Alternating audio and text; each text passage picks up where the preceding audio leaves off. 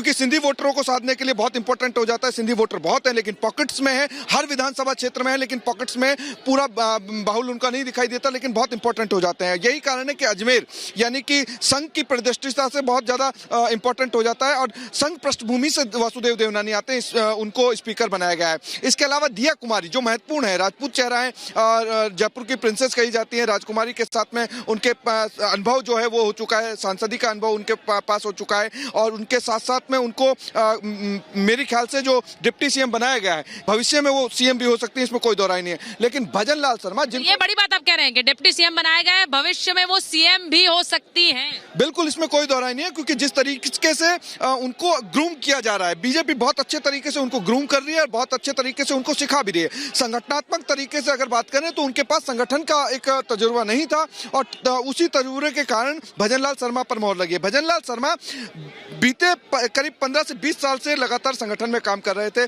4 बार वो राष्ट्रीय प्रदेश के महामंत्री रहे और प्रदेश के महामंत्री रहते हुए उन्होंने जो काम किया है उसी से नजदीकी, मैंने आपको बताया था कि नजदीकी बनी और नजदीकी इतनी बनी कि दिल्ली ने मोहर लगा दी।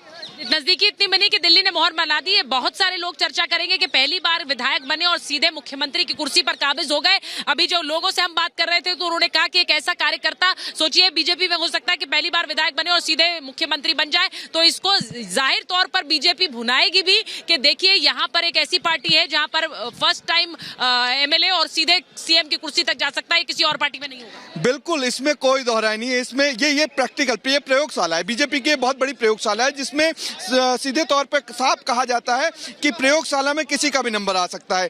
एक विधायक जिसने पहली बार चुनाव लड़ा, पहली बार चुनाव जीता, पहली बार विधानसभा में पहुंच रहे हैं और पहली बार मुख्यमंत्री, ऐसा नंबर कहीं नहीं लगने वाला। लेकिन संगठन में कितना काम हुआ है, रगड़ाई कितनी हुई है, ये बहुत बड़ी बात है, क्योंकि संगठन में उन्होंने अलग अलग प्रदेश अध्यक्षों के साथ में किया है। उन्होंने सीपी जोशी के साथ में काम कर रहे हैं फिलहाल, उन्होंने उससे पहले सतीश पूनिया के साथ में काम किया, उन्होंने उससे पहले अशोक परनामी के साथ में काम किया। तो ये बहुत बड़ी चीज हो जाती है कि अलग अलग प्रदेश अध्यक्षों के साथ में जब आप काम करते हैं, उसके साथ भी आप संगठन महामंत्री के पोस्ट पर रहते हैं और आप संगठन के इतने निष्ठावान हो जाते हैं कि आपको पता लग जाता है कि अलग अलग कास्ट इक्वेशन के हिसाब से काम। मौजूदा अध्यक्ष और पूर्व अध्यक्ष के साथ राजस्थान के उन्होंने काम किया और आप जैसा अमरदीप कह रहे हैं, संगठन में काम करने से सीधे सीधे पकड़ मजबूत हुई है। बड़ी देखिए, अब राज्यपाल के यहाँ पे निकलने वाले हैं खुद राजनाथ सिंह और भजनलाल शर्मा। अब राज्यपाल के पास जाएंगे, सरकार बनाने का दावा पेश करेंगे, कुछ ही सेकंड बाद इसी सड़क से आगे की तरफ निकलेंगे और महज 4 मिनट बाद राजभवन में पहुंचेंगे।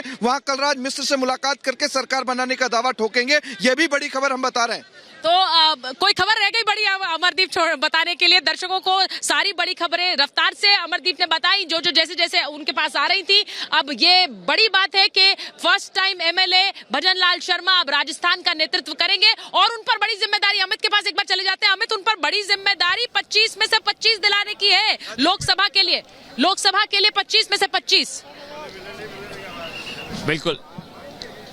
बिल्कुल सुचरिता, देखिए पहली बार जीत कर आए, मुख्यमंत्री का ताज मिल गया, 4 बार के महासचिव रहे हैं, संगठन की जानकारी जरूर है, लेकिन सांगानेर से जीत कर आए हैं, 48,000 वोटों से जीते। लेकिन उनके लिए ये राह आसान नहीं होगी। एक नए आदमी के लिए जो पहली बार मुख्यमंत्री बनना हो, पहली बार विधायक बनकर आया, उसके लिए इतने बड़े राज्य को चलाना बहुत टेढ़ी खीर है और इसीलिए शायद बैलेंस करने के लिए दिया कुमारी और चुनाव लड़े, जीत के आए। अंदर क्या क्या हुआ, कैसे कैसे चेहरे खिले हुए थे? सर, क्या हुआ अंदर? नहीं, बहुत अच्छा निर्णय किया हमारे केंद्रीय नेतृत्व ने। भजनलाल जी को चीफ मिनिस्टर घोषित किया है और पूरे विधायक दल के सभी सदस्यों ने जबरदस्त स्वागत सत्कार किया। तो जब भजनलाल जी के नाम का ऐलान हुआ तो वहां पर क्या हुआ, कैसा रिएक्शन था? नहीं, कोई रिएक्शन, सब खुशी थे।